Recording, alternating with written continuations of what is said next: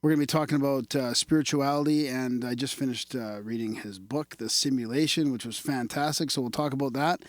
And he's also got a podcast and a website. We'll get into all his work. It's pretty fascinating.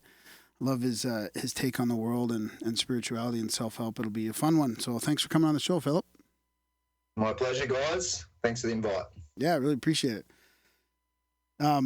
The book was awesome. I don't know if you want to start there or start on your podcast, but I mean, we could just, use your book as a jumping off point. I mean, like I was mentioning to you before we started to record, it's my favorite type of what you're calling it a nonfiction fiction, where it really was. I was able to visualize this, almost like an idealistic world. And you talk about all kinds of stuff in there, from shamanism to spirituality and virtual reality and all kinds of stuff. Maybe just talk about that journey a little bit. Yeah, well, I wrote it as basically a reflection of my own learning and the journey of expanding my own experience of consciousness, essentially. And so it really culminated at the right point where I got to really refine a lot of the bullshit, the noise that floats around in our heads and in our hearts and out in the world, and try and get to, better clarity about how we think and feel and act in the world, essentially. And so it does incorporate my spiritual introspection and expansion, my dealings with the conspiratorial world, including not just conspiracy theory, but also conspiracy facts. Yep. And also with self-help. You mentioned on the self-help guide, well, that's how I identify, and that's sort of an old way I used to describe myself when I was doing a lot of life coaching. I've sort of moved away from that now. I've got a background in social work, working with highly disadvantaged or socioeconomically disadvantaged kids, adults and families. And so I've spent a lot of time trying to help people to come into some sort of coherence in self, as well as come into some sort of coherence with reality as well, which is basically that spiritual and conspiratorial stuff. And so, yeah, I sat down one day and started writing. I didn't have a plan in my head at all really about it. I just felt, and I'm not into novels. I'm not into sci-fi, not really into fantasy, thriller. I don't watch any bloody TV. We obviously download some of the really awesome TV series there are, in this day and age. There's quite a few good ones, but essentially I don't invest myself emotionally on that level in many ways whatsoever. And so, you could technically call this book a sci-fi or sci-fi / fantasy / thriller, but also / non-fiction, because it does incorporate so much of the information that was so important to me when I started to feel like I'm finally breaking out of the matrix, that mental programming to a pretty good degree. Obviously, we never break out of the matrix. We're always plugged in, but we can emancipate ourselves through both mentally, which is psychologically, philosophically, emotionally. I guess there's many layers to it, but then you can sort of break out behaviourally as well in terms of the way that we participate in this very sick social system that we have. And yeah, so I just sat down and started writing it, and it wasn't like a channeling situation, but it felt like the information was coming from a real core area, or the drive was coming from a real core area of myself. And then as I let that sort of flourish and just, behave organically, then I tried to put my cross sections of what I consider that journey, that the conspiracy theory and the conspiracy facts around all of that stuff, and just implanted all that stuff into it. And then 3 weeks later, the book was written. And then I just spent the next couple of months essentially editing it and refining it to really, provide exactly what you mentioned, which was an engaging read. I really wanted people to really enjoy it, find it fun. Yeah, I definitely did put a utopian theme in it as well as a dystopian theme. Yeah. And the utopian theme was put there in terms of, it's more like a parody, in the sense that look, we probably could move in a really good direction if we had some bloody unification across our world to bring the toxicity out into the light and replace it with something more authentic for the sovereignty of individuals, communities, and all life on this earth. But look, it is an idealistic way, so I just almost made like a bit satirical in the sense that, look, there are some ideal ways of looking about how we should move forward, and in contrast with that, there's also the unideal ways which we seem to be heading towards in this moment. So it was just a bit of fun. I really enjoyed writing it. Not sure where the drive came from, but I definitely capitalised on it. Yeah, don't forget about the erotica part. I mean, I like how you weren't afraid to put some love and some good sex in there as well. Like, it felt like it fit in pretty natural between your two characters there. And I did want to mention the other part I like is the utopian part of it. I felt like you really were able to tell a visual tale of maybe what some of society could look like.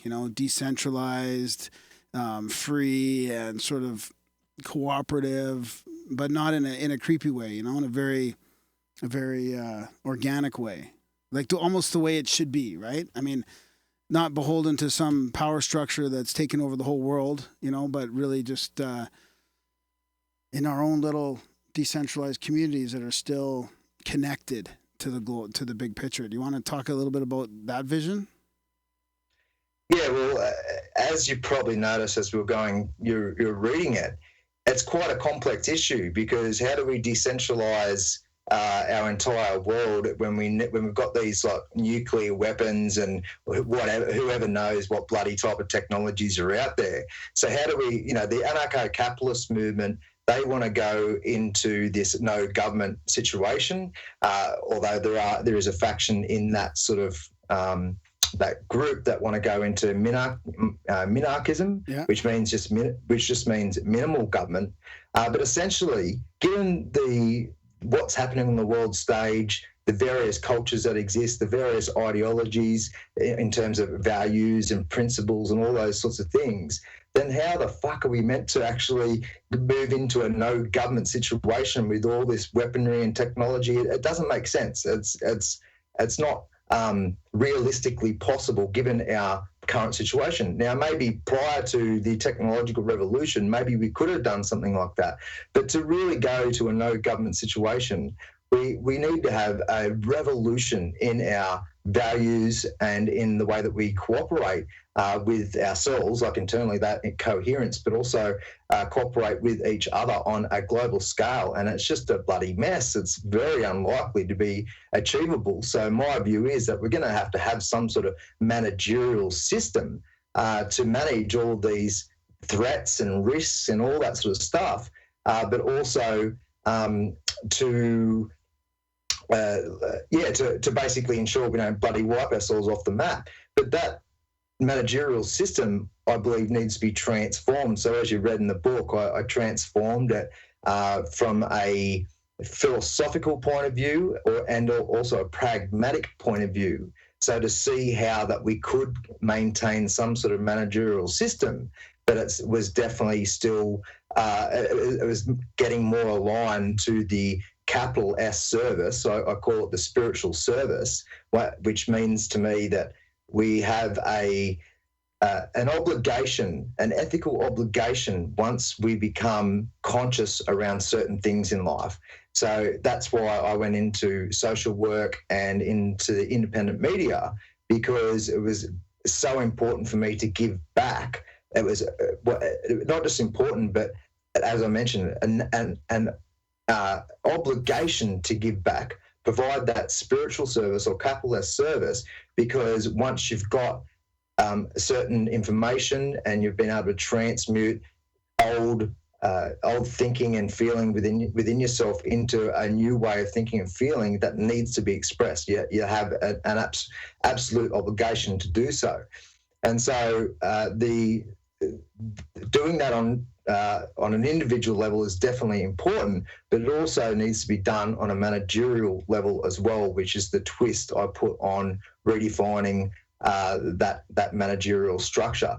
So yeah, look, but as mentioned, it's satirical in a sense because look, it's great. I love the idea of that we could potentially do it, but we're nowhere near in a position at the moment to do so. Not even in the independent media have we got any sort of collective focus. And let me just quickly make a note of this. I'm all for individual sovereignty. All laws should be aligned with natural law. We definitely need to design the way that we care for our communities, our societies, based on individual sovereignty.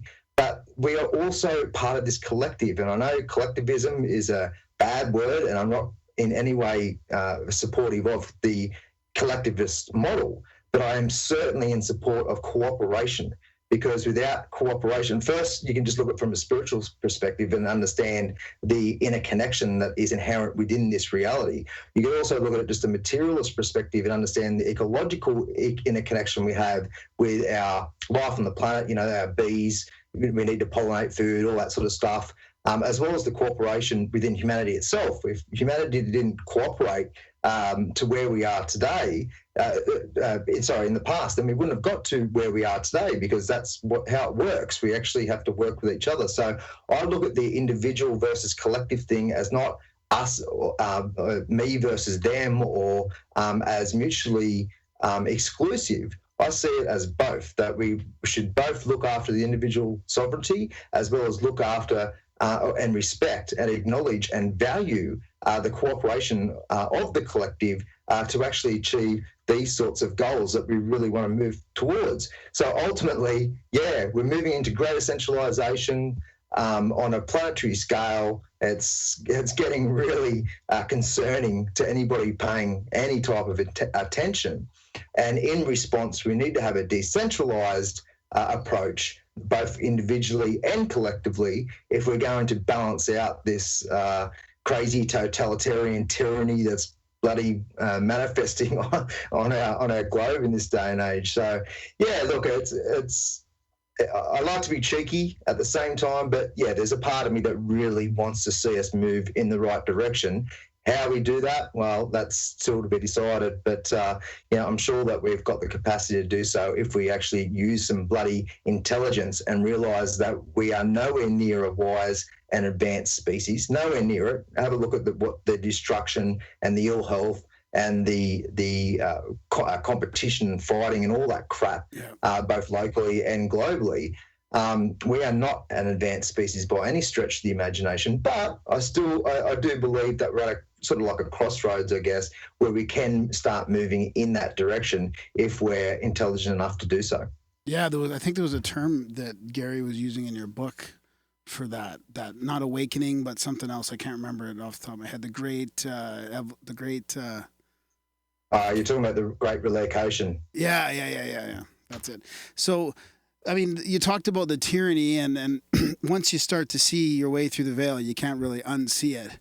I mean, I think we all go through stages of sort of waking up and all that. But you mentioned the tyranny, and especially in the last couple of years, it seems to just be, I don't know how to even describe it. It's not accelerating necessarily. I mean, I feel like it is, but the veil is thinning. And do you think that, you mentioned it manifesting? I mean, is the tyranny getting worse at this peak, or is it just becoming more visible to us? Yeah, well, I think maybe a little bit of both. I mean, we're getting into very difficult territory now, because we're talking about, well, who are the tyrants? In what ways are they enacting or trying to enact or solidify this sort of centralized control system? And are they being successful? Is it being thwarted? Yeah. All that sort of stuff.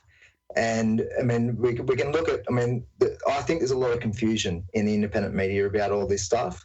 I think we can sometimes get information and which sounds on the surface as evidence for whatever it may be, tyrannical behaviour or whatnot, or who these people actually are, but we might twist it in a way that isn't actually accurate.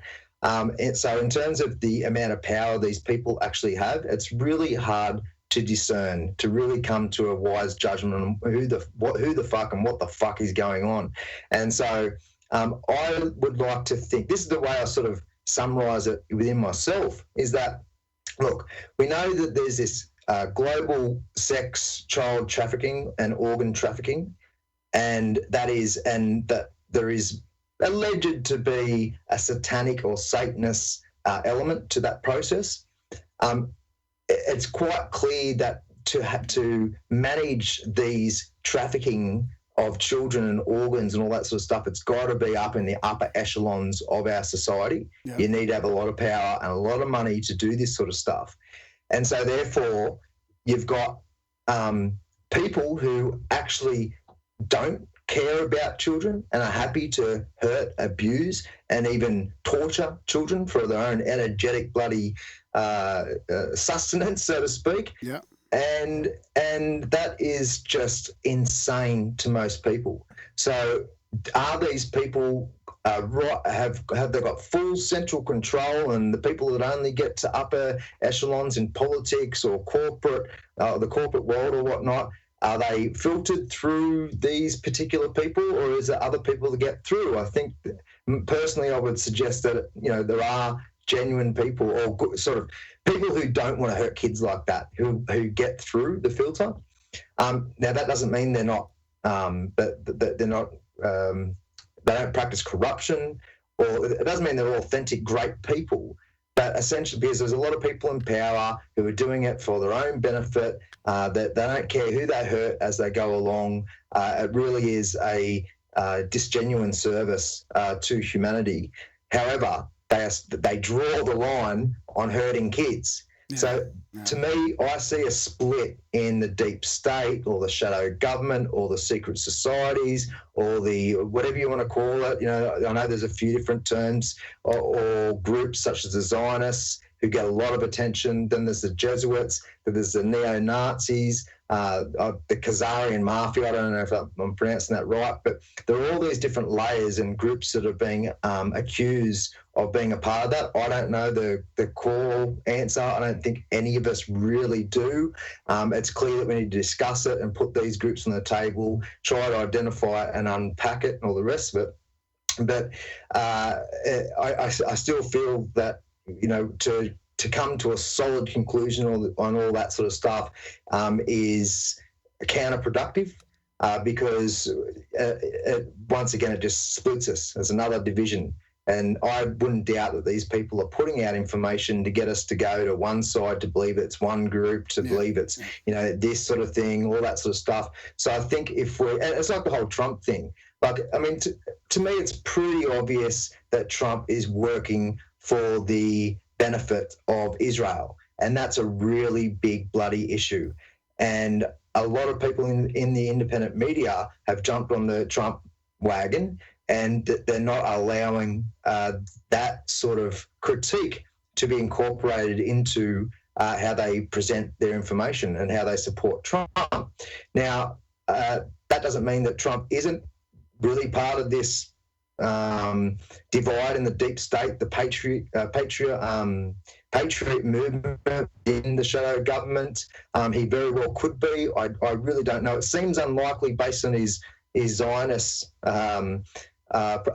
situation as well. I mean, what just happened in Palestine just recently is an absolute bloody mess. And as you can see on the world stage, not Australia and the US, however, but on the world stage, there are governments and people in power who are opposed to this sort of stuff. So it's not that's a great example of how it's not as controlled as we think it is on that whole planetary scale, even though some of the core drivers of global policy and action, military stuff, all the rest of it, obviously have been infiltrated to a pretty large degree. So I think I lost my train of thought there, but essentially, I can sort of direct you here or build upon it a little bit. So you mentioned, you don't want to come to a conclusion, or you got to be careful about coming to any conclusions on this. But I mean, being a part of the independent media now and having your own podcast, let's say, I mean, what is our responsibility if we have evidence of child trafficking and sexual abuse and that kind of like.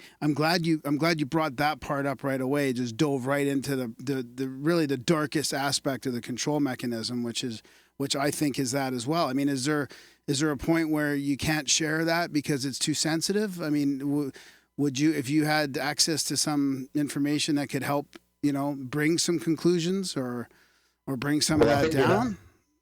I think you know the answer to that, Graham. Look, I don't know, because some independent media has shied away from people that you think would bring this stuff to light have shied away from some of it. So it's not as simple a question as you think. Yeah, well, look, obviously it is. It's really important to identify. I talk about these sorts of things when I'm on podcasts. I can't remember if I've mentioned it on my new redesign or rebranding of my podcast. It was formerly known as Redesigning Society, now known as Mad Magic. I've got my beautiful partner Nicole, and we're having discussions on mostly around self-care and how to enact the greatest rebellion we can against this control system, which is actually truly taking great care of yourself. Yeah. Look, there are definitely different media platforms in the independent media who focus a lot on that stuff, and that's absolutely great, and we should. I think we should all mention it to a certain degree, even if we don't want to delve into it to huge degrees. Like, there's different layers that we can work with. There's different roles that we can play in the independent media, definitely, but we definitely need to have some sort of fluidity in terms of the information we do convey to make sure that we're covering all those bases at the same time. Now, that doesn't mean, so what I was basically saying before is, look, we might have evidence that suggests A and B, right? We should mention that. We should say, well, here's the evidence that suggests A and B. Now, that doesn't mean it's absolutely true, but it's pointing towards A and B, and define it like that. If we define it as it's definitely A and B, then we've already missed the point. Yeah. The point is to create greater collaboration and unification in the independent media to make sure that we're putting forward a pretty consistent message to the brainwashed and sleeping masses so they actually understand what the hell we're talking about. That is the intelligent approach that I believe that we should take in the independent media, to say, look, these are the sort of issues we're discussing. We're discussing them for these reasons and to have these results. And so, yes, there's these sorts of accusations, and it appears there's this evidence to support this and this and this and this. It seems pretty clear that this is sort of where that evidence leads, but it might not actually be true, because there is psyopery that is applied within the independent media, meaning that we are being infiltrated not just by purposely designed ritual, occult ritual, all that sort of stuff, but we are also being infiltrated by this propaganda, psychological operations through actual people who are in the independent media who are working for these, for that control system as well. So it gets really hard. And of course, the people who are behind this real deep, high-level control system, they are definitely going to be injecting information into this space, not just to confuse us, but to scare anybody in the mainstream world to actually being a part of this. Because, look, we've got a hell of a lot of crazy conspiracy theories in the independent media, some of which are actually just crazy and some of which are actually true. And so how we represent that sort of stuff to mainstream society, we need to do pretty smartly, in my view, and say, look, it appears that there's these sorts of truths that we're still trying to work out, but the reason why we're doing it is because we care about you, we care about sovereignty, we care about our future generations, we care about our planet, we care about instilling values and principles that are going to actually move us in the direction of that advanced species. We care about actually doing the right thing, not the wrong thing, and if we can just present that general message and do it in a way where it's not so, scary for people to leave mainstream programming and to leave a safe and comfortable place of being basically brainwashed within the control system, they can actually move into it in a way that goes, oh, okay, well, at least there's a great foundation to what the work is in this area, and and at the same time, me sort of getting involved and helping this sort of situation, I'm also setting myself free. Yeah. So do you know of anybody, any friends? I mean, you talked about some of the alternate media being compromised. I mean, do you know of any examples of people being tapped on the shoulder and that have sort of had to tamper what they're talking about? Maybe not fully censored, but led down a path of boundaries where you don't talk about this or you do talk about that. No, not exactly. I mean, since I started talking about some of this real deep core stuff, including secret societies and stuff like that, I've seen massive changes to my algorithms. I think there's standard algorithms across the independent media, but I think most certainly certain people get sub-algorithms to their work, and that I'm pretty sure that was applied to me, because I've seen lots of changes within my reach, and I've also seen lots of weird stuff on my actual equipment. So look, that could be paranoia, or it could be just me coming to inaccurate conclusions. But there seems to have been some real big shifts over the last 2 to 3 years, and there's been some real weird stuff every now and again as well. But putting that to the side, I don't know anybody specifically who, like personally, that has been compromised or been spoken to. I know there's accusations about Joe Rogan being spoken to or compromised. I know there's been accusations in the disclosure movement, particularly in terms of what's going on with this bloody multi-dimensional or extraterrestrial fucking situation that's going on, and so there is accusations in terms of that being infiltrated to a large degree. However, no, I don't know anyone personally. So, Darren, do you have any questions, Darren, at all? You want to jump in here at all, or I've just been talking a little bit. Like, I've just really heard about this whole ferry thing in South Korea and that whole prime minister and the cult thing, and seen the pictures of all the people in the streets. I was wondering if you had heard anything about that ferry that got sunk in South Korea.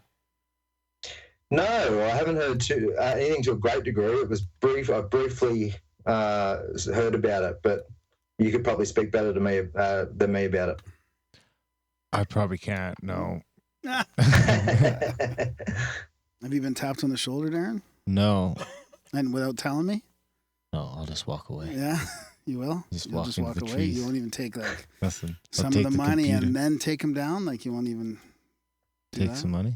Take some money and then talk about it and just expose the whole thing? Maybe. Oh, that's a smart approach, I think. Two to the head. Two to the head, yeah. There's many ways to kill the dissenters, that's for sure. So you go ahead, because I'm looking forward to segueing into the self-development stuff, so you can... I'm not finished with that. That's what I mean. You can hijack this first half.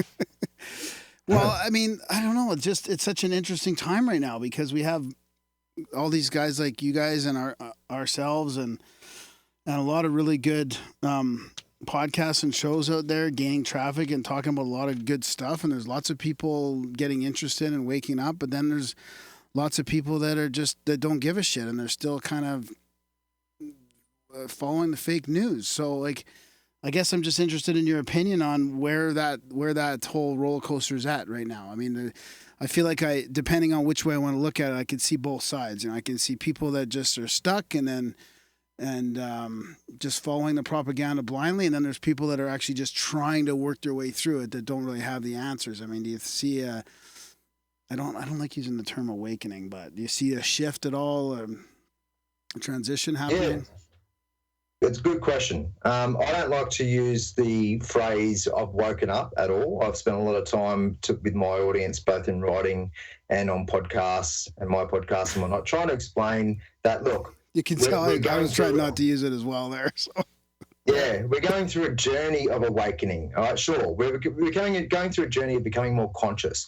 And yes, we definitely wake up about certain things. Like, wake up around the food supply in terms of the toxicity that's involved in it, the death of our soil and the nutritionless food, all that sort of stuff. So there's ways in which we can wake up in terms of particular concepts or particular realities, but using the term that we've woken up, to me, is limiting, it's restricting. It means that we will get dogmatically anchored into particular belief systems and beliefs within that. So I remember, I don't know, several years ago, I can't remember when, but it was like, oh yeah, all right, I've woken up now.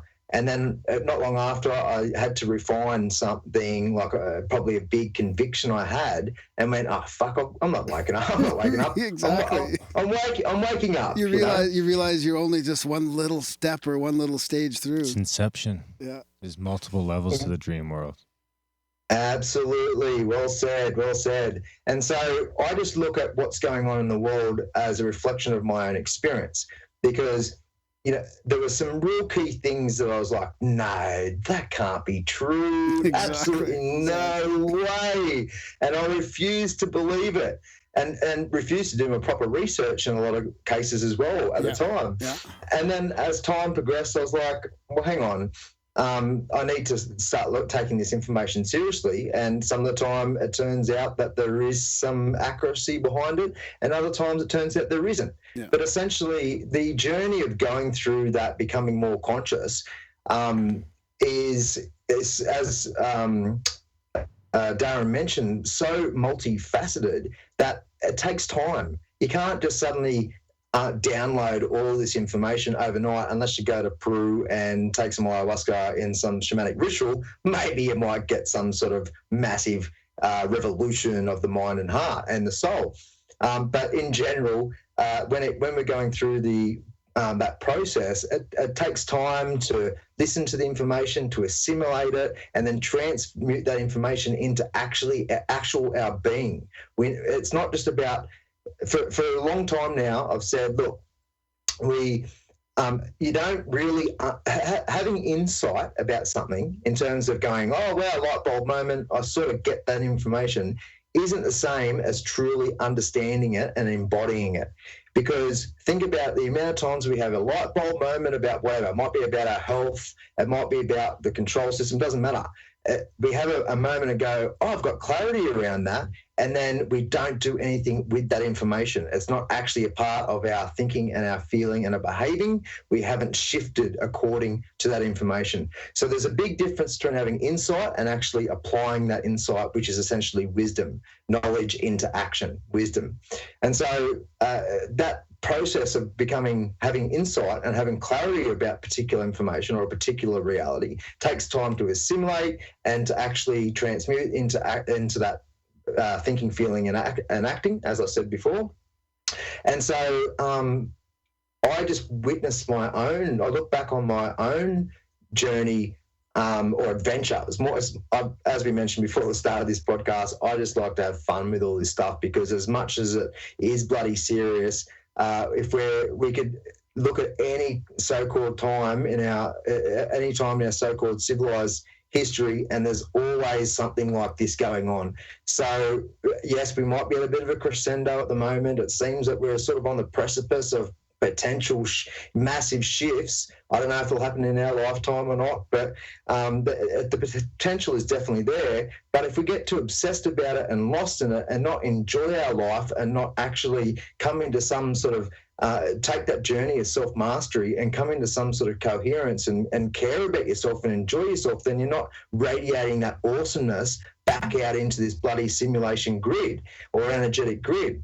So you've got to have a balance of the light and the dark, all that sort of thing through this entire process. A lot of people get lost in the conspiratorial world and they don't really focus on the spiritual introspection, and so that can be quite dark and lonely and scary and all those sorts of things. If you don't have a fuck off philosophical force field to deal with these sorts of harsh realities in our world, then of course it's going to cause a lot of pain and suffering to you, because you're not equipped psychologically and philosophically to process that information through that force field sort of filter, so to speak. That's the way I sort of describe it anyway. And so it's really important for people to look at both sides of that equation if they're going on a journey of waking up, which many people don't actually do. But going back to your question, we can look at the greater expansion of humanity's awareness around these sorts of issues in a couple of ways. First, the revolution that came, the information age that came from the internet and the instantaneous sharing information all around our planet has been a great catalyst for this greater expansion of that experience of consciousness, definitely. However, it's also been a great control method as well, because you can get people into their little boxes and into their little echo chambers. And that's what I should mention this quickly as well, is that if we really want to move into that sort of utopian or ideal type of direction, then we need to think outside of our little box we've been incarcerated in all our lives. So I don't look at it as just, let's look at what methodologies that we've designed academically and informationally at the moment. I think there's many other ways and thinkings and behaviours that we might be able to sort of transform to move out, which is outside of the box, to move in that sort of direction. But just going back to that, so a lot of people are on this sort of journey, but they've been sort of captured in a little box, a little paradigm. And so that sort of, they're sort of contained, they're well contained. But then you've got people who are very much still falling further into deception and into delusion and into the darkness, which is inherent within the propaganda packages that are put out to the masses.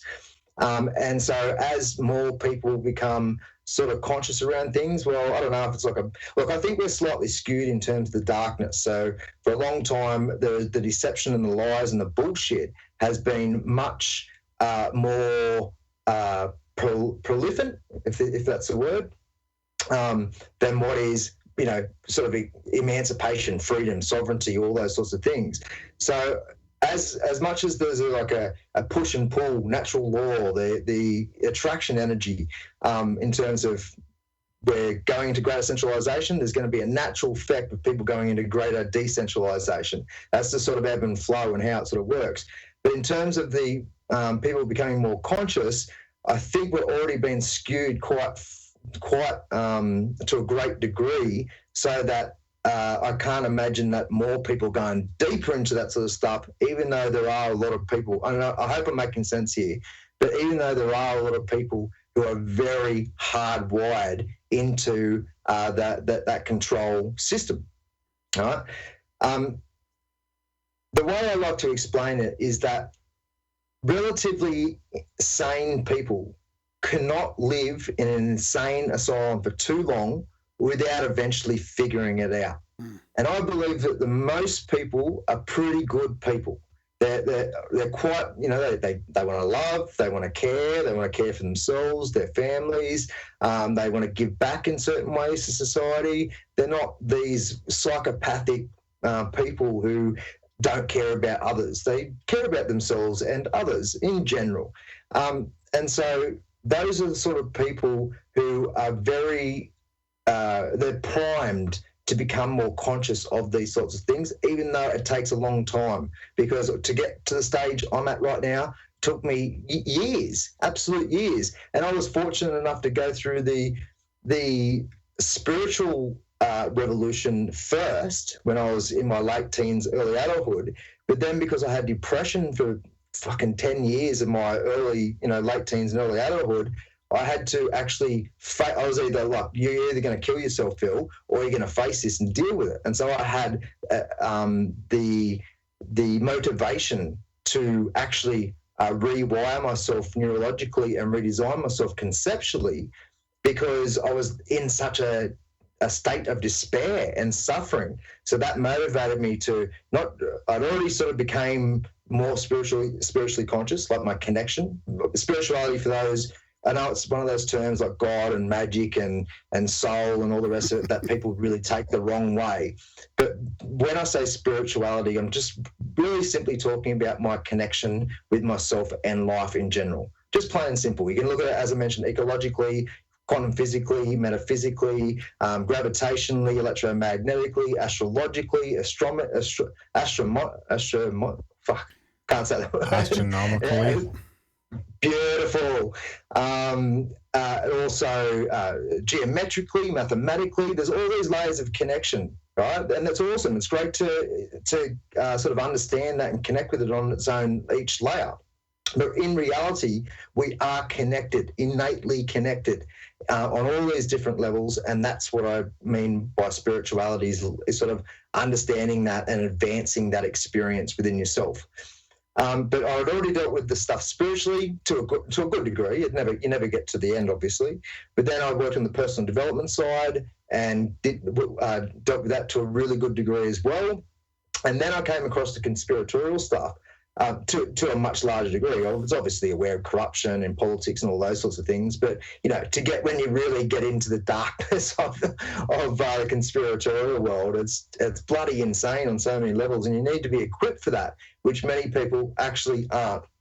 So anyway, I look back on my experience and sort of appreciate how long that took, and therefore there must be so many other people who are just sort of becoming aware of these sorts of things that are they're at their own stage, and they've still got a lot of expansion to go through. Now, but in saying all that, I am the type of person that will walk around in my experience and I will drop truth bombs wherever the fuck I go. I love it. And I do it cheekily. I'm not angry. It's not about going, I can't believe you're not awake and you're the problem in this reality that, it's people like you that are, perpetuating this control system, blah, blah, blah. I'm not angry about it at all. I just like to be cheeky about it and drop random truth bombs, whether or not it's the indoctrination system or the education system or the media propaganda or whatever. It doesn't matter. The response I get from people, guys, is actually like, I don't know if I'm attracting the right people, but whenever I'm dropping this sort of information, they more or less get it. It's receptive. It's receptive these days. I find the same thing. Yeah. Exactly. So that, to me, based on my last sort of 3-5 years of doing that to a much greater degree, I'm thinking there's a lot more people who are conscious than what we're sort of led to believe and what's sort of reflected through the way that we have organised and how we're responding to all this sort of stuff. So I don't know.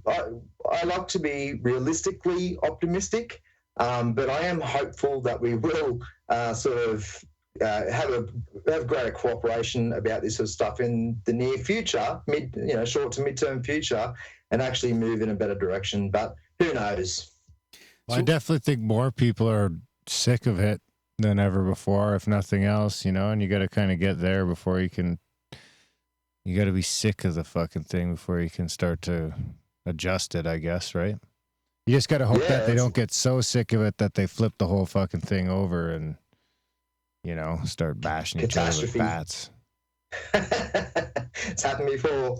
It has. Yeah, look, and they're not just sick of it, though, Darren. They're sick.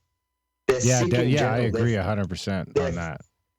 They're physically sick. Most people are, fat, or they've got some sort of disease problem, or they've got some sort of mental illness such as anxiety or depression. There's all these layers of physical and mental illness that is actually catalyzing people to go, well, hang on, what is going on? They start thinking about what choices they're making in their own lives and why they've made those choices and where the information has come from to influence those choices in the past. So that's just another catalyst right there.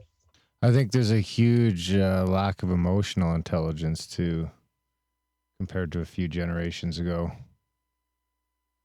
Yeah, definitely. The way it's tricky, the emotional intelligence thing, because I find this whole bloody sex and gender thing bloody hilarious at the moment. I don't know if you see my latest video I did on it, where I dissected a debate between Joe Rogan and Russell, who's a postmodernist, on this stuff, as well as Jordan Peterson's analysis on it. And then I did some sort of cheeky commentary on a debate on the YouTube. But anyway, I do recommend, if people are confused about the sex and gender issue, go and watch that bloody video. It's an hour, and you'll walk out less confused than what you walked in.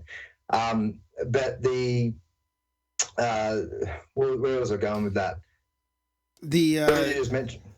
Go ahead, Darren. What was what did you say, Darren? Sorry, prior to me going on that sort of tangent. It was about the emotional intelligence. Emotional intelligence. Right. Okay, great. Thanks for picking it up for me. So why I mention that is because women have a greater capacity to experience the emotional spectrum as reflected in the physiological apparatus called their brain and their body brain, right? So there are physiological differences between men and women, full stop, and that bubbles up as psychological and behavioural differences, absolutely. But what emotions are in general is a physiological response to environmental stimuli. We've all got the emotions in us. We've got the emotional spectrum. It's all good and well to respond naturally to our reality. It happens on that unconscious physical level, and then it bubbles up, and so the emotions are processed in a different part of the brain compared to feelings. So when you say emotional development or sophistication, what I would actually call that is feeling sophistication or development, because what we're doing is we're combining our emotions, our beliefs, our memories, our traumas, our philosophies, all that sort of stuff. It's packaged all together and processed in that feeling part of the brain, and then we manage our emotions in that sense. And so over time, obviously, if we're managing our emotional a concoction within our feelings in a way that's conducive to better health and better well-being, then we're actually impacting maybe epigenetically, but just in general through the system, how we emotionally respond naturally to our environment. Does that make sense?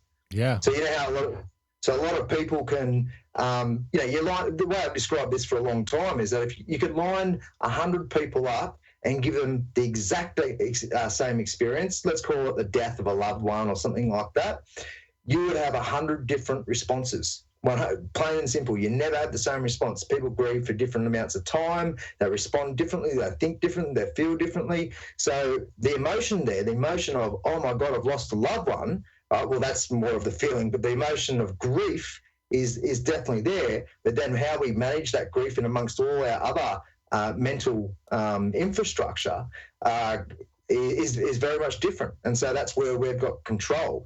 We don't have the control we don't have the control over our physiological response, but we have control of our psychological response. Yeah, that makes sense. Yeah, I like it. So how much does that, well, you mentioned how, working on yourself and the spiritual aspect. I mean, I do find it all overlaps and it's all connected. Like once you, I don't know, reach some sort of level of working on yourself or whatever, it's inevitable that this stuff is going to come to light, the conspiracies and all. But I did want to ask you before, unless Darren wants to jump into that a little bit more, was there something that, as far as the conspiratorial aspect, was there something that triggered the rest of it, or what was the first thing that you kind of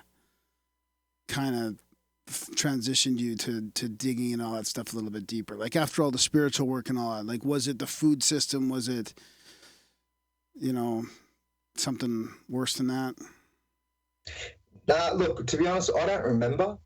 I've got a general. My memory isn't the greatest a lot of the time because I spend a lot of time in my present and just enjoying the fuck out of my moment. So sometimes these big, I've forgotten massive out-of-body experiences and lucid dreams and bloody meditations and major trigger points in my awakening. It's, it doesn't really matter to me. It's not important for me to really remember what were these, the actual details around this development. But in saying that, one of the biggest thing that made me really delve into all of this stuff on a conspiratorial level. Yeah, that's kind of what I'm getting at, yeah. Yeah, well, it wasn't an external thing. It was an internal thing because it's basically like, look, I've just been exposed. I've exposed myself to the fact that I don't know crap about this sort of stuff. And I'm already on a journey of authenticity.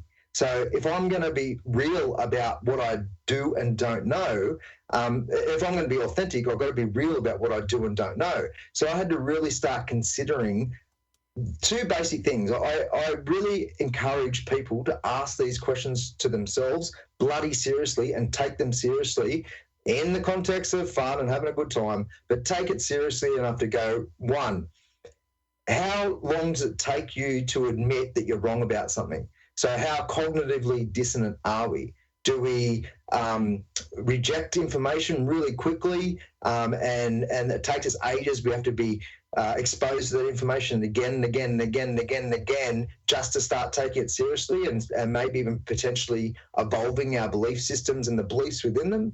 Or are we really open to it? Do we accept the fact from the very start, well, I've got these beliefs, but really are they my beliefs? Like, where do I get this information? How do I know it's true? What research have I done? Have I been honourable to myself in terms of the way that I actually have accepted and perpetuated these beliefs within me? So it's really important that we ask ourselves, what do we really know? What's just hearsay, and what is actual information and beliefs that we credibly have come to actualize and within ourselves? What have we embodied within ourselves in a fair, genuine way? The other question is, when do we admit when we don't know? When we don't know something. So when we think we know something, or when we admit when we're wrong. So going, oh, hang on, that belief might need to change because it's sort of, this new information is sort of making a bit more sense. I better go and investigate it first, and then I'll change accordingly based on the conclusions. But the other one is, like, we fill gaps in all the time, don't we? It's like there's filling these gaps on a subconscious level on so many different layers. Like when I started this real deep self-administered psychotherapy to overcome my depression, what it meant doing is navigating through my subconscious and trying to work out what was bullshit, what was working, what wasn't working, where the dysfunctions were stemming from, what the traumas were, all that sort of stuff. So in that process which is just meditation, it's just self-reflection, mindfulness in general. You can do it through psychedelics, which is a fucking awesome way if you've got some sort of stability, mental stability in that process before you do all that, and you've got the guidance. You really need some good guidance. Personally, I didn't have that. I just winged it as a young kid, or a young adult, should I say. Do you feel like you could offer that guided style? Like maybe I'll call you up one day, eat a bunch of mushrooms, and we'll go through some shit? Mate, I really enjoy it. So, look, it's... Yeah, of course I can. Of course I can get that guidance because I gave it to myself, but that's not a role I've taken on or anything like that. I've had to learn this all myself. I've been my own wingman. I've had no mentors. I've been my own mentor. I've had to really go through all this shit myself, and I don't recommend it. It's arduous. It's torturous. So it's really good to have some people to look up to in your life, and that doesn't mean you believe every word that comes out of their mouth. Doesn't mean that you have to live the way that they live. You just need to respect the fact that there is some information and wisdom that you can get from other people if you listen right and you analyse right. And so, I think I've lost track again, but essentially we're moving through that self-administered psychotherapy and navigating through my subconscious. And let me just quickly describe what the subconscious is. All it really is information we're not aware of, or our design, our apparatus that we're not aware of, like the conceptual pathways, all that sort of thing, when we're not thinking about it. So when we have a memory, that's the subconscious coming into consciousness, right? So essentially when we're going through mindfulness or meditation or self-reflection or whatever, all we're doing is, this is the analogy I like to use to describe it, all we're doing is going out into the night, pitch black night, with a little torch, and we're just moving our torch around. That's it. So we're just moving our conscious mind into different areas of our subconscious. So when we go through that process of trying to heal ourselves and understand what gaps we've filled in of what we don't know, all we're doing is actually just being real with what our thinking is as we're moving through different layers of what we're made of, how we're all the way from a history, our belief systems, the traumas, the good stuff, the bad stuff, whatever. We're just making it, bringing that darkness to light.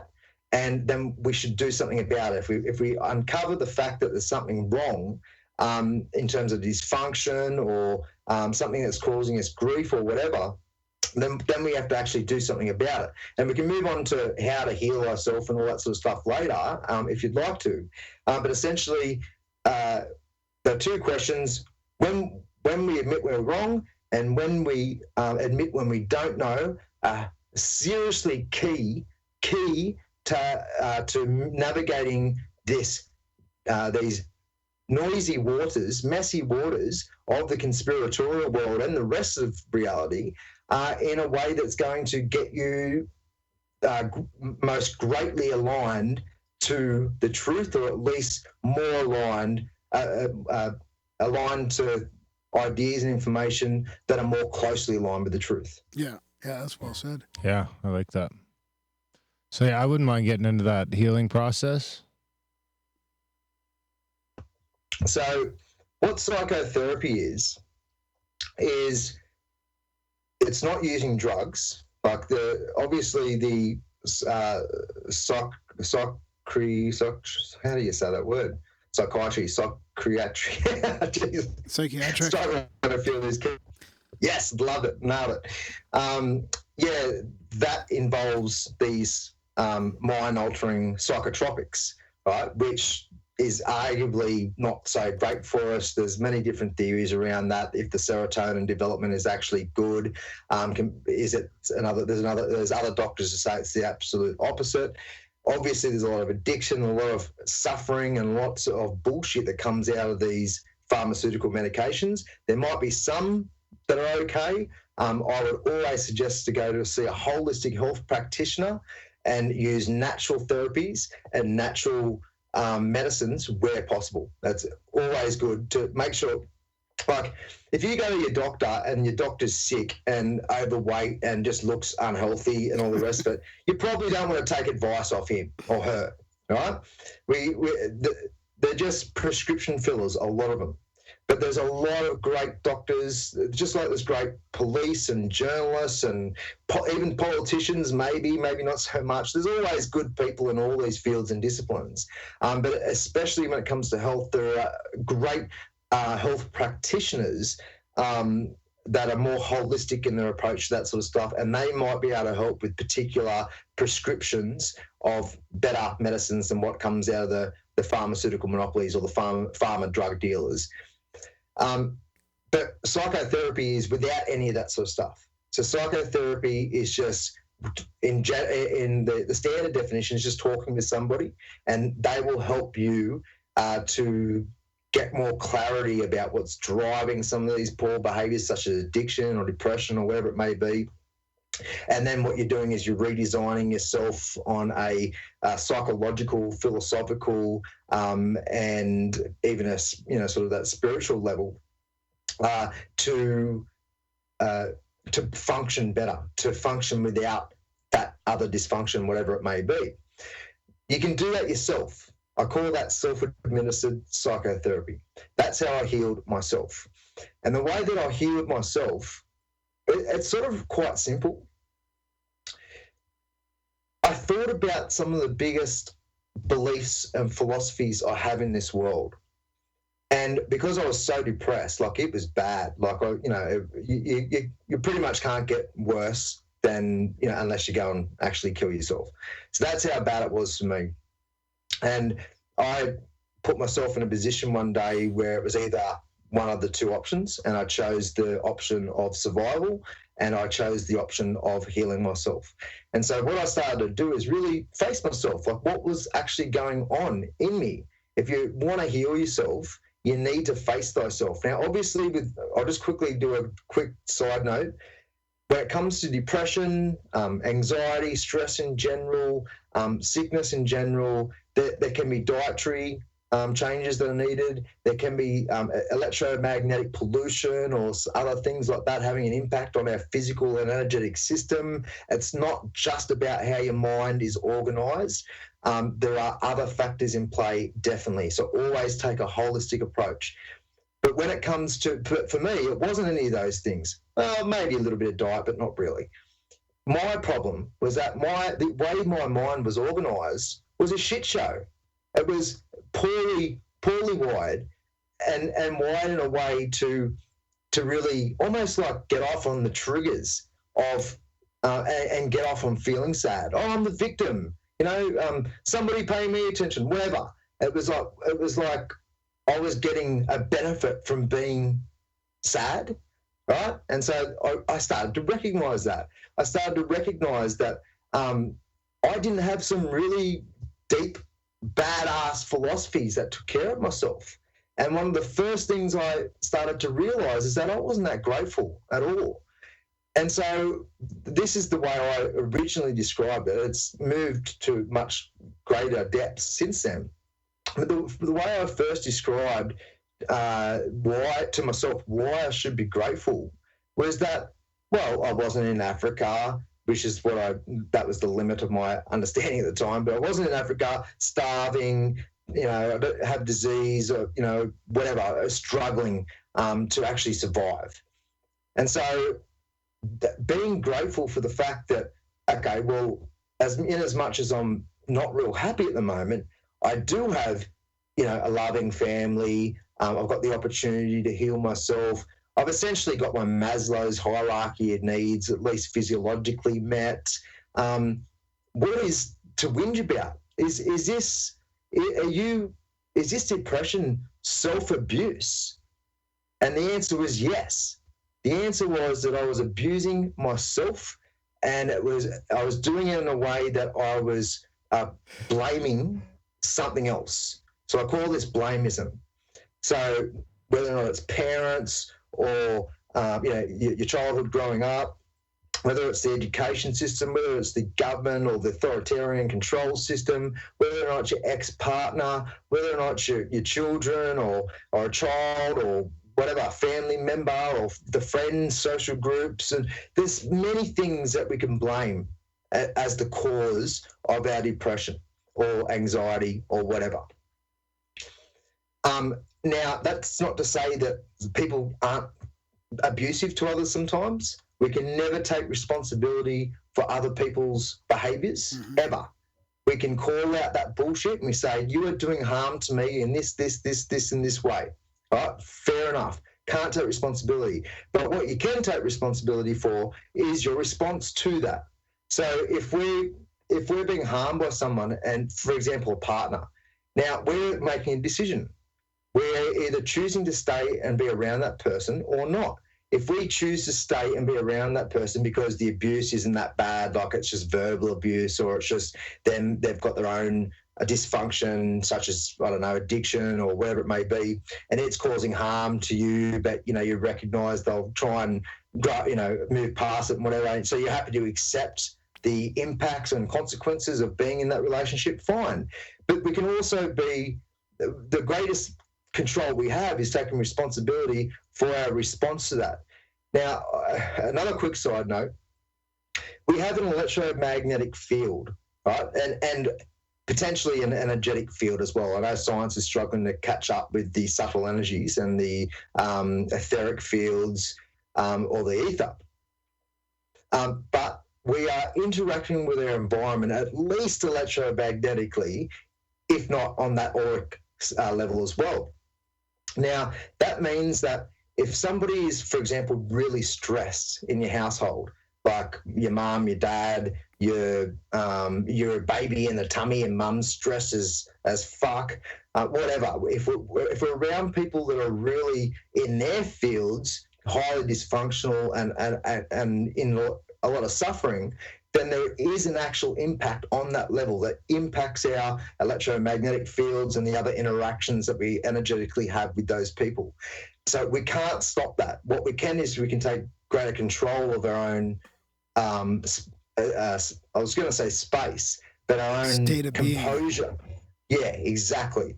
our own composure in our moments. And then, as mentioned before, if we have a good force field, a good philosophical apparatus, then it's probably not going to penetrate it that much. But if we're really weak in our own, what did you say? State of being? If we're really weak in our state of being, then that influence around us is going to easily penetrate and really affect us as well. So that's one layer that we need to recognize in terms of people affecting us. But ultimately, we can never, ever take responsibility for other people's behaviors. We can say, look, you're harming me in these ways. I have these expectations. Hopefully those expectations are realistic and fair and authentic to both the benefit of both of you. But all we can really do is take responsibility for ourselves, right? Well, maybe even boundaries over expectations, probably, right? I mean, don't you want to try not to have expectations of people in a way? I mean, would boundaries be a better term? Like, setting a boundary is probably healthier than having an expectation, I would say. Well, look, I say that's just new age bullshit. We're allowed to have expectations on people. I expect that my partner is going to respect me in these ways. That is a boundary. My boundary or expectation is you're going to treat me in this way. So it's just language, it's semantics, really. Yeah. Okay. But enough, yes, yeah. It's, boundaries, expectations, whatever. But what we really need to seriously do is have great boundaries or expectations on ourselves. And first, to do that, we need to actually understand if we're abusing ourselves. And so that's what I realized. I was self-harming on all these levels and blaming it on others, on something else. And so once I started to take full responsibility for the way that I think, the way that I feel, and the way that I behave, yes, I know I've been traumatized and hurt and harmed in the past and all those sorts of things. Can't take responsibility for that, but I can take responsibility for the way that I respond to all of that. And what I had done is created a really poor framework for my for what was happening within me, so that I was perpetuating and almost amplifying that trauma and the harm that had been caused in me. So that was my responsibility. I had to take responsibility for the fact that that I allowed that harm to grow so much inside of me. So once I realized that, that's when I started to go, okay, time to actually heal. So first is face thyself. Second is change thyself. Now, change takes a long bloody time. The way I explain this is, what we have to do is take a series of steps. First is identify the self-harming behaviour. Second is identify the behaviour we want to change it with. Third is identify when we're doing that self-harming behaviour. And four is replace it with the behaviour that we've identified we want to change it with. And then five is repeat over and over and over and over again until we've now got a new default response to our environment. Yeah, Make sense? Yeah, that makes sense. Yep. I want you to step back a bit though to the face thyself. I have a question there. So what happens if you have subconscious trauma that you don't know about it because it's subconscious, and you're told of some memories that you have that are probably traumatic, and you start to remember these memories. So obviously you're starting to face yourself. You're bringing up all this stuff that you didn't even know you had. So how do you then? You mentioned earlier that you would sort of. I don't think you used let it go, but how would you then deal with that new information? Really? Well, that must be really frightening and terrible for people. Personally, I have never had that. I've never had the experience where I've become conscious of something that I had sort of, suppressed deep into my subconscious mind and was unaware of it. So, look, I've never been through it in that way. Like I was aware that I was traumatizing myself through my behavior. So I guess that's a good example. I became conscious of the fact that I had suppressed the fact that I'm hurting myself. So what I would do about that is first, have a little bit of compassion and empathy for yourself. Give yourself a bloody hug actually respect the fact that you're learning and you're sort of growing a bit, and be really appreciative of yourself. Give yourself that love, because no one can ever give yourself the love like you can. Plain and simple. You can get it sort of off family and friends and partners and whatnot, but no one can genuinely, not in a vain way, but in an authentic way, to really give that love and care to yourself. Then what I would do is, well, this would be a long, quite a long process, I guess, but I'll talk about a clinical example of how to shift the emotions that are attached to particular memories and traumas. What they did in a series of experiments using MDMA, which is I'm pretty sure it's a tryptamine. I think it's part of that family. And MDMA is ecstasy, for those who don't know what that is. And PTSD, which is post-traumatic stress disorder, is very, very difficult to heal, to cure. It's notoriously difficult. Like there's like a 80% failure rate through general psychotherapy and psychiatry. Yeah, I got that word that time. So what they did in this experiment, proper clinical trials, doctors and all the medical equipment, all the rest of it.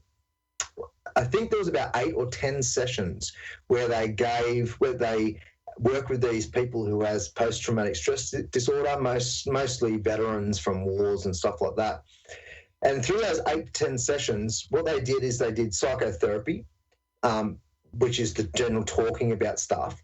But on 2 of the sessions they applied MDMA. So what the person ingested the MDMA, and they started talking about their memories and their traumas and whatnot. And what's happening through that process is, because you're feeling so bloody awesome because you've taken MDMA, and for those who haven't sort of seen it or taken it before, if you're around someone on MDMA, they're probably going to hug you a lot. There's a lot of good neurotransmitters and stuff flying around, right? And they'll probably dance too. Oh, yeah. Mate, I grew up dancing, raves, clubs, bush dolls, festivals, one of my favourite things to do, eh? But anyway, back to the story. So what they're doing is they've got new emotions, new neurotransmitter and physiological realities sort of being received on a cellular level. And so what you're doing is as you remember that particular memory, now new emotions, not fear and pain and suffering and regret and resentment and all this stuff, basically just all expressions of fear. That is all being transmuted by the new emotional and physiological infrastructure brought on by the MDMA. Does that make sense? Yep. Yeah, actually, I've never really even thought about it that way. It's very interesting, yeah. So as time goes on, so 2 sessions out of the 8 or 10 all up were given, the MDMA was administered, and the rest of it was just psychotherapy. And over that time, because now, as after the MDMA sessions, they're thinking about and talking about these memories, but there's now new emotions attached to it. So it's not grief and fear and all the rest of those I mentioned. Now it's the dance party attached to it, in a sense.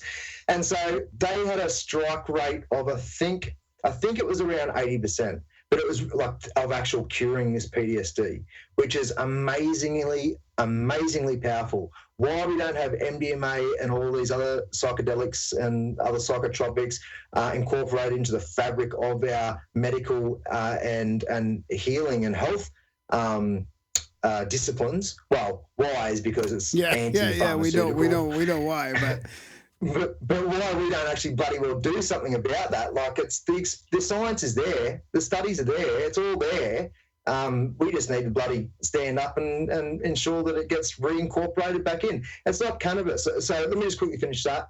What you're doing is you're attaching new emotions to old memories, right? And so to do that without MDMA, all you've got to do is, when you think of a memory, you've got to attach a new fuck-off philosophy, that gratefulness philosophy, as I mentioned. So when you feel grateful for being alive, yes, I'm alive fuck yeah, and then you have a bad memory come up or whatever it may be, all you got to do is apply, yes, I'm alive, that gratefulness, whatever it may be, and just keep applying it, applying it, and then next minute your default mechanism isn't going to be that fear or whatever it is, the pain. It's going to be, yeah, I'm alive. So that's essentially how over time you can rewire yourself to be more fundamentally at your core, healthier, happier, and at peace. Peace is much, much better focus than happiness, because happiness and sadness is a fleeting roller coaster. But we can still be content at peace. That's my favorite. That's my favorite word in that spectrum. Content. Yeah, absolutely. That's another lesson I learned a long time ago. I was just like Phil, like you're going through fluctuations of happiness and sadness, which is perfectly natural. But there's one thing that you've noticed about this, mate. You can actually maintain some level of contentment through that process. And how you maintain that level of contentment is having those strong philosophies and beliefs again, such as gratefulness and appreciation and all those sorts of things. But moving back into the psychotropic area, cannabis has been our companion plant. Do you guys know of permaculture and the concept of companion planting? Yep. So essentially, if you plant like basil, that's just a simple example, but if you plant basil next to tomatoes, basil helps to repel pests that love tomatoes, right? So those things work together one way. I don't know if it's two ways, but essentially cannabis, not marijuana. I don't like to use that term because it was I think it's alleged to be a bit of a propaganda term back in the 70s and 80s or whatever it was. But cannabis has been our companion plant for eons, not just because of the medicinal and therapeutic and developmental value we can get out of the cannabinoids and the THC, but also because of the hemp. So we've used hemp for ropes and sails and heaps and heaps of stuff, like forever, essentially. So cannabis has been our companion plant, only taken away from us about 100 years ago, which is essentially like taking your own bloody baby off you. Like we are so deeply ingrained and connected to this plant because we have an endocannabinoid system in our body, which you guys are probably aware of, but just in case the audience isn't, where it's that endocannabinoid system which controls the endocrine system. It has receptors on a cellular level to actually receive the healing agents and developmental agents off this the cannabinoids, which is like literally thousands as far as I'm aware. And so it's so important for our healing. And also, the resources that you can get from hemp, unbelievable. Now you can get fuel, plastics, you can build, you can get like a hempcrete, which is like a concrete from it. It is highly responsible, ethically responsible to the environment, easy to grow. It's so versatile. There's literally thousands and thousands of uses for it. But that would undermine so much of the industry, the monopolised industry in our current day and age. So if we ever want to go into this decentralisation sovereignty path, cannabis is going to play a massive, massive role in it, both on a resource level and a medicinal level. In fact, as I mentioned, I'm an ex-social worker, and I was working for the state government, for the New South Wales state government of the Australian government, and I also did federal policy development and program and project management at the federal level as well. Yeah, I wanted to ask you about that actually, how that went in your transition out of it and why. But anyways, continue on. So when I was working as a social worker, I stood up against anything that was unethical, and there was a lot of it. I was fortunately, I didn't have too many situations where I had to. I just generally took control. I would upwardly manage my managers and give them only the information they needed, so that I could get what I want, essentially, because I had very little trust in a lot of the managerial staff. Not all, I had some great managers as well, but the culture was very sick, very toxic, and I knew that they were geared towards what I didn't want. I wanted to work with these families and actually help them and not to bloody destroy them like a lot of people would do. A lot of social workers genuinely wanted to help these families, but they they did it in counterproductive ways. It actually caused family breakdown and more problems. So it's this weird culture, even though it's the bigger policy, the macro policy of that particular department was quite good. I was actually quite impressed with it when I started working there, and I was like, yeah, I can actually work with this policy. How that was translated into action on the ground through the culture of the organisation was hit and miss, very much so. And through that process, I realised that I needed to just take the reins myself.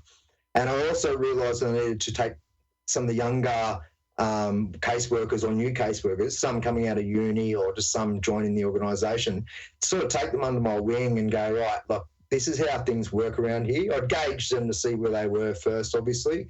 But then once I felt comfortable enough, I'd tell them exactly how the sort of challenges that would come up in the culture of the organisation and how to navigate that and how to make sure that they did the right thing, because we were all definitely put into a position where we either had to do something against our morals or stand up. And so I chose to stand up. A lot of the time I was doing aftercare type services. So it means that there'd already been a family breakdown, child was removed, something like that.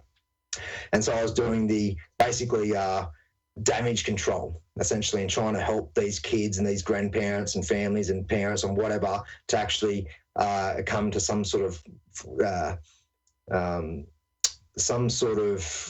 resolution. Yeah, and also some healing about it as well, because there was a lot of dumb decisions made, man, like a lot of pain and caused. So I was like trying to juggle the fact that, a lot of the time bad choices were made, but I couldn't really say it like that as well because, so I'd have to say it in ways that was about, look, essentially how can we actually move this situation forward? Regardless of what happened in the past, we need to think about where we could potentially go to make this situation better. So essentially in my primary casework, what do they call it now? The child protection role. It wasn't aftercare, it was prior to all that. Every basically family that I worked with I felt was workable. I felt like that I didn't need to remove any children. There were definitely risks, there were definitely issues. So I never removed any child. I was told that I had to in one particular case, which wasn't my actual case, and I said no because I didn't agree. So I stood up in that sort of moment and went, no, look, there's other ways that we could deal with this, and I don't believe in your choices. I don't care that you're a manager. I'll do it. This is my recommendation. If you won't follow that recommendation, get somebody else to do your bidding, essentially. But through that, so all that process was a nightmare. What happened in Australia over the last year is there was a young boy of the name Chase Walker who has epilepsy and cerebral palsy, who is 5 years old, I think, who was being fed synthetic foods and dairy-based foods in hospital systems, which resulted in massive seizures, over 100 seizures a day, like that sort of thing, like really bad state. It was basically the parents were being prepared for him to die, right? And what they did is they went, nah, we're going to take a different approach. So they got involved with some holistic health practitioners and started giving him cannabis oil and a plant-based diet only. His seizures stopped. Basically to nothing. I think maybe there were slight tremors every now and again, but basically no seizures at all. Wow. And he started putting on weight and he was good to go. Then what happened was there was some sort of issue around potassium or something like that. The hospital that they were at said, you can't do this anymore. They said, no, we're taking for a second opinion. They went to a Newcastle hospital, which was hours away. I think they went to a different state.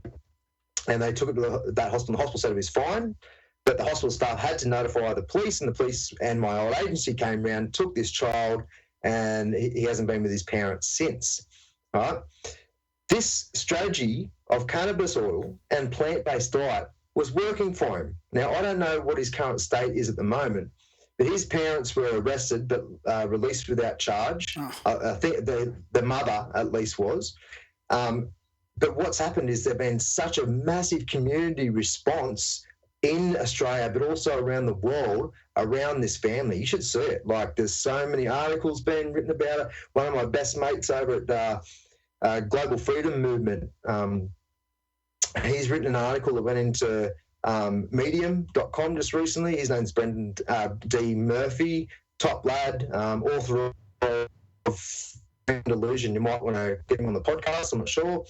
But he's written about it, and the massive community response has been full on. So I went on a live video with Cindy Walker, the mother, about a week ago, I think. I can't remember exactly, where I talked about my experience as a social worker and what's happening on the inside. And don't get me wrong, there are many great people in there, guys. Like, it's not all just like people who want to, destroy families or anything like that. No, it's just a broken system, right? Really.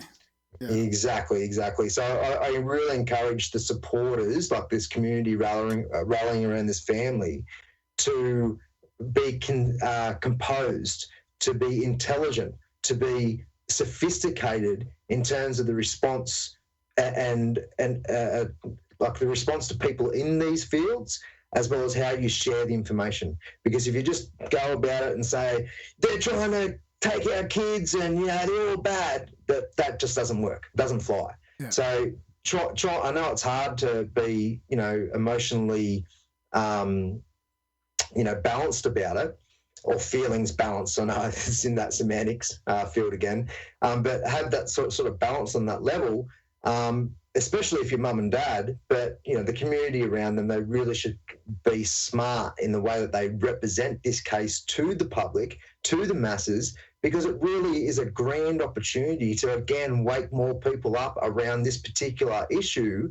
in terms of the medical situation and the food, absolutely, and also the control system in general. Yeah. So anyway, just to sum that up, cannabis, so effective, so amazing, and I recommend that we have that a focal point as we move forward as well. I could get on board with that. The peace pipe is good. Well, wow, that was well said. Yeah.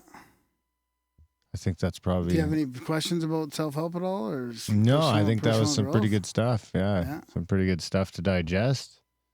I think, that was a great chat. I think that's probably as good a spot as any to start to wrap it up. We're about 90 minutes in. Well, we should talk about what else you're doing here, like your new podcast, or you're redefining your podcast. You're kind of rebranding it. Your YouTube channel. Anything else that we should touch on before we let you go? Where our listeners can track you down. Yeah, awesome. The book is The Simulation. I'm really glad you enjoyed it, because I've thought it's pretty good, but it's hard to gauge the response at this sort of point. That was self-published as well. So if there are any publishers or agents out there, I am wanting to repackage that book as well. I've designed a new cover for it, and I want to get some good marketing for it as well. So you can contact me at madmagic@pushingthetippingpoint.com, or just through Facebook, which is Phillip J. Watt. YouTube is Phillip J. Watt as well.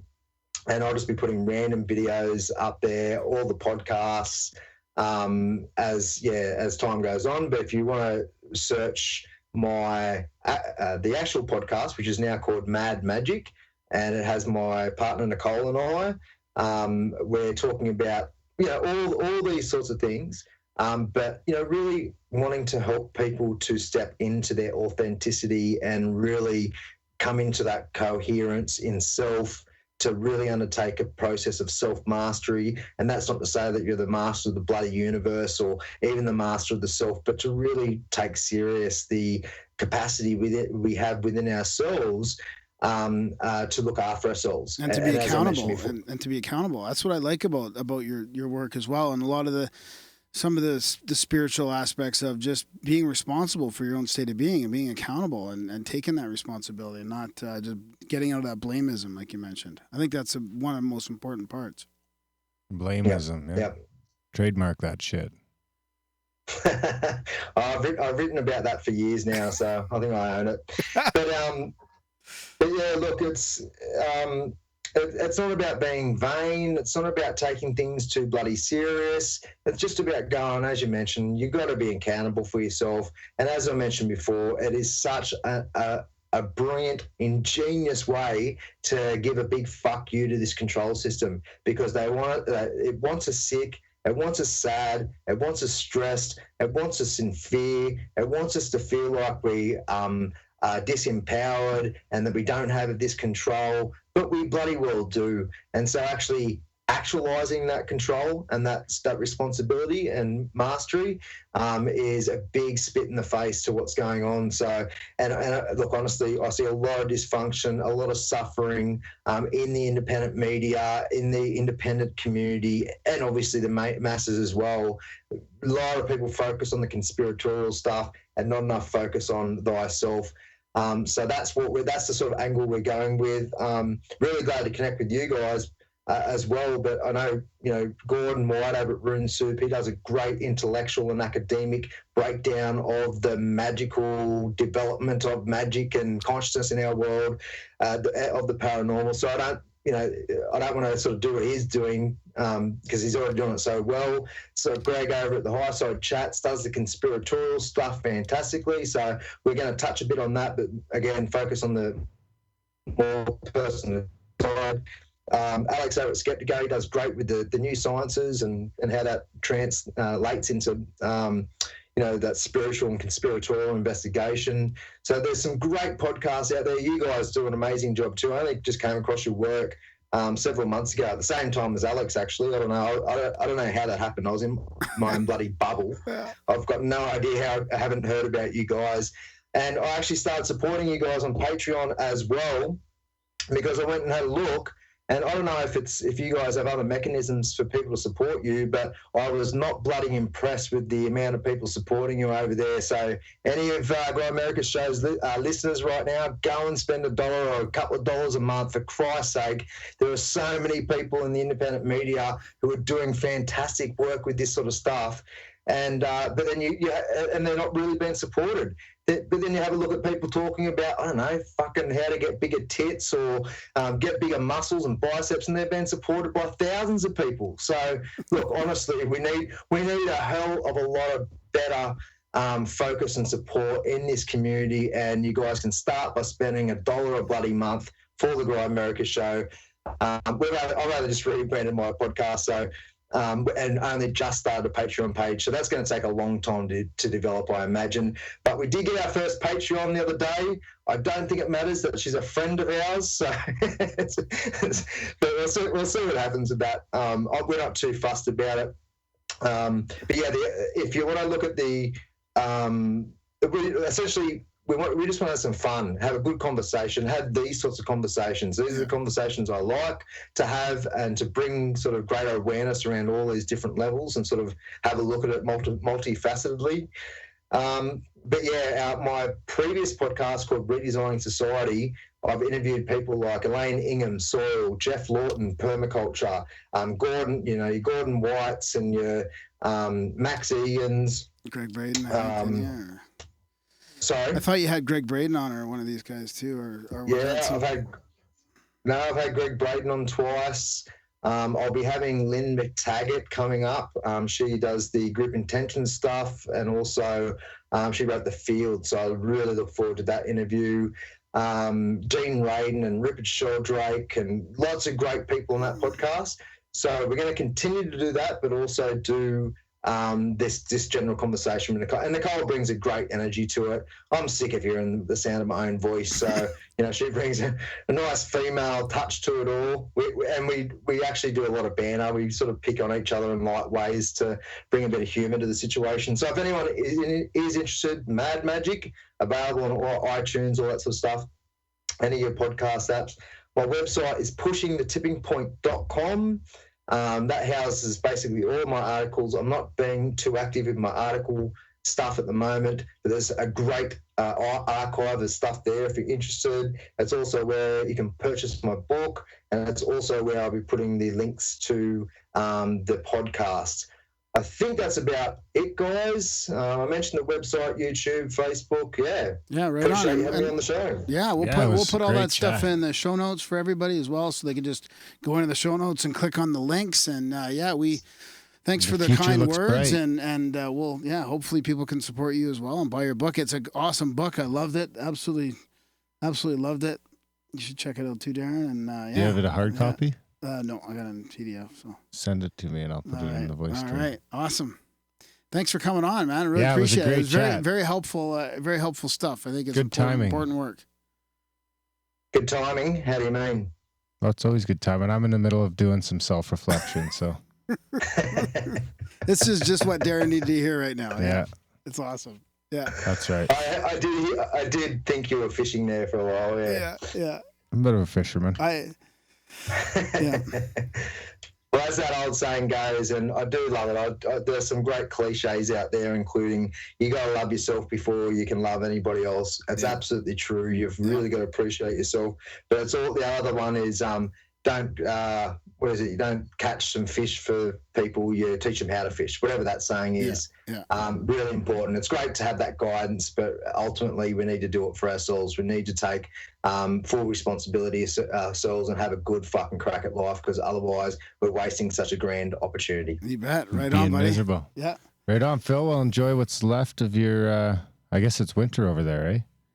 Tough break. No, it's still autumn. Oh, that's not too bad then. No, it's beautiful weather at the moment. Yeah, but we've got the fireplace going every night, and one of the most simplest things. So these are the sort of things that you can really start to value in your life. For example, if you are feeling a little less grateful about things, I just love to make fires, like not in a pyromaniac type of way. But the simple process of creating a fire, it's just so meditative. It's unbelievable. And I've been practicing meditation for 15 years, not religiously, just on and off. I realised through the journey that I could meditate in action, such as mindfulness, about how you actually organise yourself, your mind, as you're actually living your moment. How you rub two sticks together to create your fire out there in Australia? No, mate, we've got lighters just like the rest of the world. That's a very good that's a good meditative process if you want to try it that way. Yeah. I don't even know if I've actually ever tried that, man. So I'm going to have to give that a go. Fucking cuss a lot. Yeah, I wasn't. Well, look, I appreciate the potency and power of that word. So hopefully your audience does. Oh, too. no, I mean when you're trying to light a fire with two fucking sticks. Okay. Yeah. No, man, I agree. The meditation and the mindfulness is important, as well as compassion and the gratefulness. I mean, I think those are the keys. It's all about the love, baby. Yeah. And the good vibes. Yeah, exactly. And the contentment. Awesome. Yeah. Right on, Phil. buddy. Well, thanks for coming on the show, and come back anytime. Excellent. I'm going to have you guys on our podcast soon, so look forward to that too. Yeah, that sounds awesome. Good. Thanks, sounds buddy. Good. Okay, ciao for now. Bye, guys. Okay, see ya. Peace. That was our chat with Phillip J. Watt. That was a good one. Yeah, it was fun. Yeah, smart dude. Yeah, it was a fun one. Where'd you find him? He found us?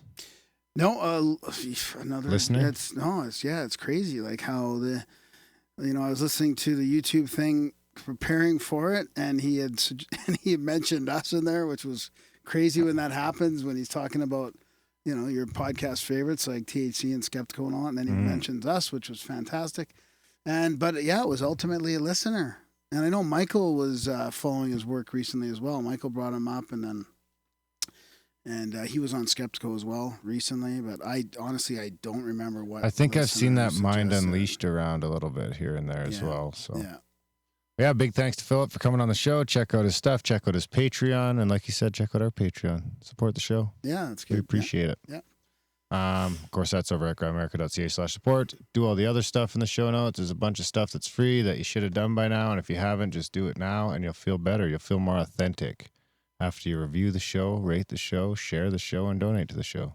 Did you catch my question to him? Yeah, I did. Okay, good. Yeah, you pointed at me. How could I miss it, you fuck? Fucking point you right in the fucking eyeballs. Maybe the trauma has to do with people pointing at you.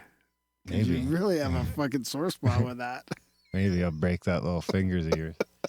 Right on, guys. Well, Yeah. It's already broken. Check it all out.